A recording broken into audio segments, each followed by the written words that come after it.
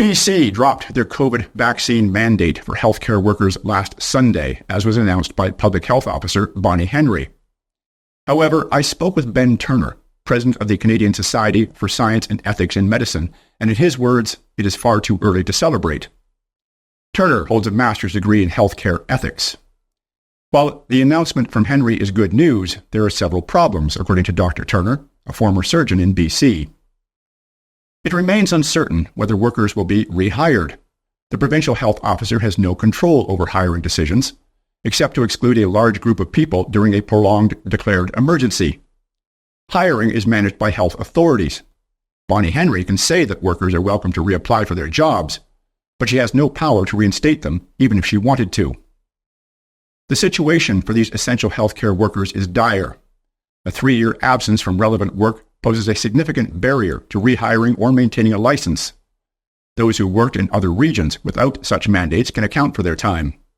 However, those who stayed in British Columbia, often for family reasons, may never work in their fields again unless substantial measures are taken to correct this.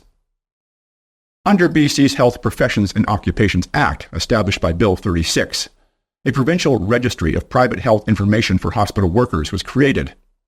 Adrian Dix, BC's Minister of Health, presented this as a mere streamlining of existing data collection by various health authorities.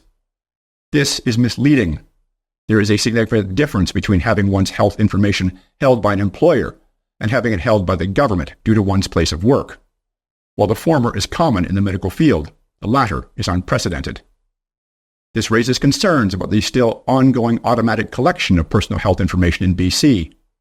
Ethically, and under every law in Canada up until 4 years ago, no one should have access to your health information without your consent.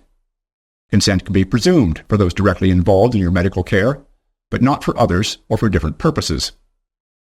During the past 4 years, it was common across Canada to legislate by press conference. Although the supposed emergency in BC, which was used to justify this approach, is now officially over, the method persists. Minister Dix stated he would bring a regulation to Cabinet, quote, after work has been done. This regulation would require reporting of vaccination status. In the next sentence, he announced, without citing any legal instrument, that reporting requirements would take effect that same day.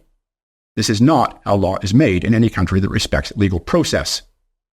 In Ben's words, while the vaccination mandate was patently against the available science on the day it was released, it has become more so with every one of the 33 months that have passed since. British Columbia was one of the last jurisdictions in the world to bow to reality, and even that bow looks much more like a grudging nod of a sore loser. Our work is far from over.